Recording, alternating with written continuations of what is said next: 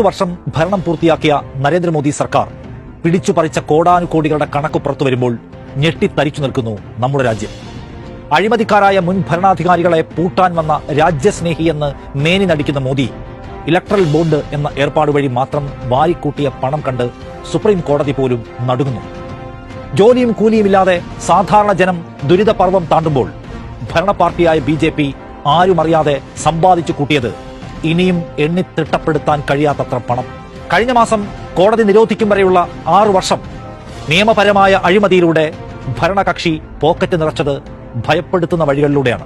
പണം കൊടുത്തവരെ കേസുകളിൽ നിന്ന് ഒഴിവാക്കിയും സർക്കാരിന്റെ കരാറുകൾ വാരിക്കോരിക്കൊടുത്തും രാഷ്ട്രസ്നേഹിയായ മോദി തന്റെ പ്രതിബദ്ധത തെളിയിച്ച 6 വർഷം.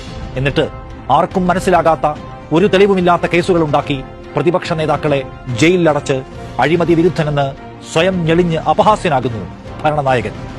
ഒരു തീവണ്ടി ടിക്കറ്റ് എടുക്കാനുള്ള കാശ് പോലും ബാക്കി വെക്കാതെ പ്രതിപക്ഷ കക്ഷികളുടെ ബാങ്ക് അക്കൗണ്ടുകൾ പൂട്ടിവെച്ച് താനും തന്റെ പാർട്ടിയും തന്റെ പണവും മാത്രം മതി തെരഞ്ഞെടുപ്പ് ഗോതയിൽ എന്ന് പ്രഖ്യാപിക്കുന്നു മോദി.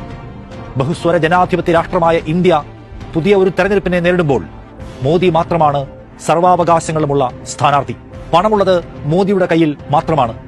അധികാരത്തിന്റെ അമിതോർജ്ജമുള്ളതും മോദിയുടെ പക്കൽ മാത്രം.